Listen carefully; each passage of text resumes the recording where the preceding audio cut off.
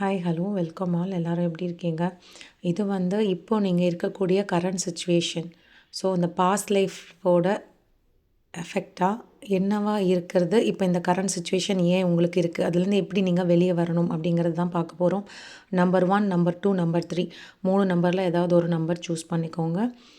Okay, இப்போ நீங்கள் number 1 choose பண்ணியிருந்தீங்க அப்படின்னா உங்களுடைய கரண்ட் சுச்சுவேஷனுக்கான ஓகே, உங்களுடைய பாஸ்ட் லைஃப்பில் வந்து அதாவது இப்போது இந்த நம்பர் 1 சூஸ் பண்ணவங்க ஒரு ஃபேமிலி மெம்பர்ஸ்குள்ளேயே உங்களுக்கு பேரண்ட்ஸ்னாலேயோ இல்லை வந்து பிரதர் சிஸ்டர்னாலேயோ இல்லை வந்துட்டு உங்கள் ஹஸ்பண்ட் ஒய்ஃப்னாலேயே பெரிய ஃபேமிலி சுச்சுவேஷன் உங்களை ஒரு இடத்துல மதிக்கிறது இல்லை, உங்கள் மேலே வீண் பழிகள், உங்களோட இன்டென்ஷன் நல்லதாக இருந்தாலும் அதை தப்பாக புரிஞ்சுக்கிறது, உங்களை சுற்றி இருக்கிறவங்க எல்லாமே இப்போ உங்களை ப்ளேம் பண்ணி நீங்கள் வந்து நான் எதுக்குமே ஒர்த் இல்லை அப்படின்ற மாதிரி நினைக்கிறீங்க அப்படின்னா உங்களுடைய பாஸ்ட் லைஃப்பும் இதே போல தான் இருந்தது.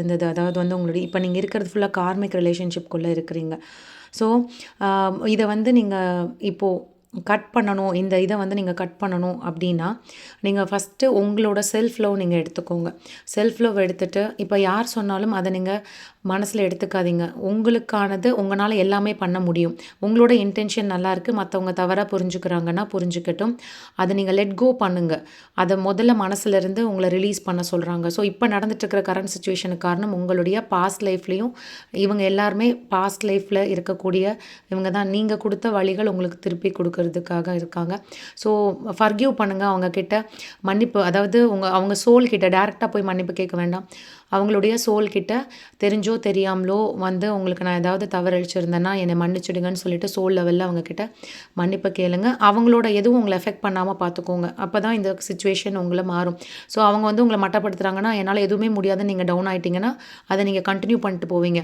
எப்போ ஒன்ஸ் அல்ல என்னால் பண்ண முடியும் அப்படின்னு சொல்லிட்டு அவங்க சொல்கிறத எடுத்துக்காமல் நீங்கள் செல்ஃப் லவ் கொடுத்துட்டு வெளியே வரீங்களோ அப்போது இந்த கார்மிக் ரிலேஷன்ஷிப் உங்களுக்கு வந்து கட் ஆகும் அப்படின்றது சொல்கிறாங்க.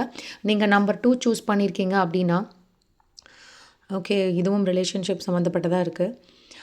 நீங்கள் போன இதுலேயும் பார்த்தீங்கன்னா பாஸ்ட் லைஃப்லேயுமே பார்த்தீங்கன்னா ரொம்ப ஒரு தேவையற்ற நபருடைய ஒரு பெயின்ஃபுல் எக்ஸ்பீரியன்ஸ் தான் உங்களுக்கு நடந்திருக்கு. உங்கள் லவ் லைஃப்பில் பார்த்தீங்கன்னா பெயின்ஃபுல் எக்ஸ்பீரியன்ஸ் தான் நடந்திருக்கு.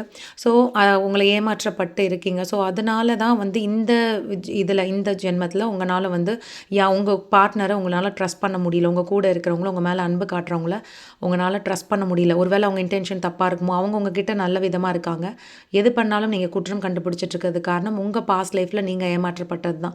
ஸோ முதல்ல நீங்கள் வந்து அவங்கள ட்ரஸ்ட் பண்ண ஆரம்பிங்க.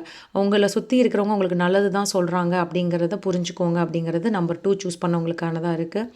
நீங்கள் நம்பர் 3 சூஸ் பண்ணியிருக்கீங்க அப்படின்னா ஓகே, உங்களுடைய நிறைய ஹெல்த் இஷ்யூஸஸ் உங்களுக்கு இப்போ இருந்துகிட்டே இருக்கான்னு சொல்லுங்கள். நம்பர் 3 சூஸ் பண்ணியிருக்கீங்க அப்படின்னா இப்போ நீங்கள் அதிகமாக ஹெல்த் இஷ்யூஸ்னால நீங்கள் சஃபர் ஆகுறீங்க, ஒரு மனசு உங்கள்கிட்டயே கிடையாது, ஃபிசிக்கலி ப்ரெசன்ட் மென்டலி ஆப்சண்ட்டாக இருக்கீங்க அப்படின்னா அதற்கு காரணம் வந்து உங்களுடைய போன ஜென்மத்தில் நடந்த எக்ஸ்பீரியன்ஸ், ட்ராமாஸ் நிறைய வந்து லைஃப் எக்ஸ்பீரியன்ஸ் தான்.